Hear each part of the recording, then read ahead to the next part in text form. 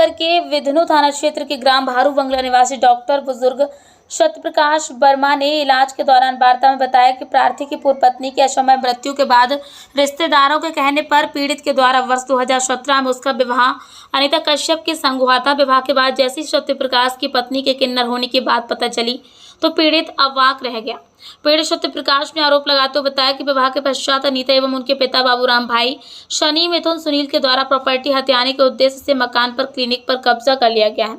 सत्यप्रकाश ने बताया कि मौजूदा समय में खुद का मकान होने के बावजूद पर सड़क पर रहने को मजबूर है। पत्नी अनीता के द्वारा जबरन प्रॉपर्टी उसके नाम कराने की बात कही जा रही है। आला अधिकारियों से न्याय की गुहार लगाते हुए पीड़ित प्रकाश वर्मा ने कहा है कि अगर उसे न्याय नहीं मिलता तो वो आत्महत्या करने को मजबूर हो जाएगा, जिसका जिम्मेदार शिल्पों से प्रशासन होगा। क्या नाम है आपका?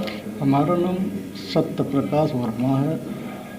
कहाँ रहते हैं? रहते विधनु थाने क्षेत्र में भारू बंगला है, वहाँ रहते हैं सर। क्या दिक्कत हुई, किस लिए अब आज कहाँ पर लेटे हुए, कहाँ इलाज चल रहा है? सर हमारी शादी 2017 में एक षड्यंत्र के तहत एक किन्नर से करा दी गई। जब से शादी हुई तब से सर हमारा जितना संपत्ति है सब वो पूरी लिए जा रहा है। और अभी 17 तारीख को, पिछली 17 तारीख को ज़बरदस्ती स्टाम्प पेपर में साइन करवा रहा था और हमने कई जगह गुहार लगाई लेकिन कहीं सुनाई नहीं हो रही। और इस सुनने के लिए हमने एक वाद भी डाल दिया है। और अब हमारी स्थिति है कि अगर हम घर चले जाएं तो उससे जान का खतरा है। मुख्यमंत्री को भी हमने लिखा और प्रधानमंत्री जी को भी लिखा, जितने भी पुलिस अधिकारी सब जगह हमने अपनी गुहार लगाई लेकिन कहीं से कोई सुनवाई नहीं हो रही। आज कल हमें विधनु बुलाया गया सर, तो हम दोपहर में धूप में ज़बरदस्ती गए, उसके बाद हमें चक्कर आ गया, गिर गए। अब आप देख ही रहे हैं सर हमारी क्या स्थिति है। क्या विवाह जब हुआ था तो आपने लड़की नहीं देखी थी शादी विवाह में? देखी थी सर, लेकिन अंदर की बात तो नहीं सर समझ में आई हमें, क्या है क्या नहीं है तो बाद में समझ में आया। किस तरह से किन्नर के द्वारा आपको उत्पीड़न किया जा रहा है? सर पूरी संपत्ति हमारी हड़प रही है। वो मारपीट भी करती, उस दिन तो गला मारा दबा दिया था 17 तारीख को। चड्डी पहन के अगर न भगाते तो जान से मार दिए जाते सर। किन किन अधिकारियों को आपके द्वारा सूचना दी गई? मुख्यमंत्री को दिया, प्रधानमंत्री को दिया, अपर पुलिस निदेशक को दिया और ये थाना अध्यक्ष विधनु को दिया।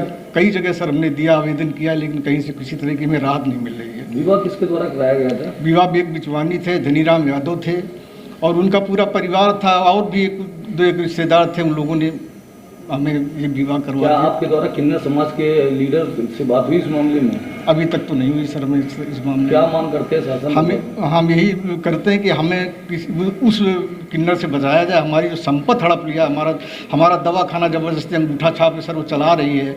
कहीं किसी को अगर कुछ हो जाए तो उसमें हमारे लिए दिक्कत खड़ी हो जाएगी। किन्नर जो आपकी पत्नी जो है किन्नर, उनका क्या नाम है? अनीता नाम है सर। आपका क्लिनिक कहाँ पर है?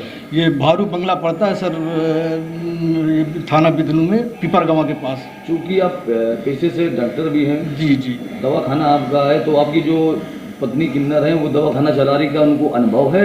कुछ नहीं सर, किसी को कुछ हो जाएगा तो झेलना हमें पड़ेगा। विनती यही कि उसे आप लोग रोकें सर। इलाज वो अभी भी जारी है? जी बिल्कुल इलाज कर रही। वो आते हैं लोग, दवा ले जाते हैं। तो क्या आपने सीमो चिकित्सा अधिकारी को बताया इस विषय में? तो सर अभी नहीं बताई। और अभी हमें पता चला है कि बराबर प्रैक्टिस कर रही है उसी बैठ के दवाखाने में। आज आप हॉस्पिटल में इलाज करा रहे हैं, क्या दिक्कत आपको आई? कल सर वहाँ से आ रहे थे, बताया आपसे, विधनु से आ रहे थे। विधनु में बुलाया था हमें ब्लॉक में बाबू ने। धूप में हम कचहरी में थे सर, SDM साहब से मिलने की इच्छा थी। धूप में उन्होंने बुला लिया कि आज ही आपका निराकरण हो जाएगा, आप जल्दी से आ जाइए। कचहरी का काम छोड़ के, तो जब कचहरी दोपहर थी सर गए और वृद्धावस्था है, आए चक्कर आ गया, गिर गए। तब मतलब कुछ लोगों ने लाद के हमें यहाँ डाला है, तब से हमारा इलाज चल रहा है। क्या लगता है कि उम्र के अंतिम पड़ाव पे है? इस तरह का जो हुआ है मानसिक रूप से कितना टूट चुके हैं? बहुत टूट चुके हैं सर। हमें तो लगता है आत्महत्या कर लें, कभी कभी ऐसा लगता है। अगर न्याय ना मिला तो क्या करें? कि बिल्कुल आत्महत्या कर लेंगे, इसमें धोखा नहीं पड़ेगा सर।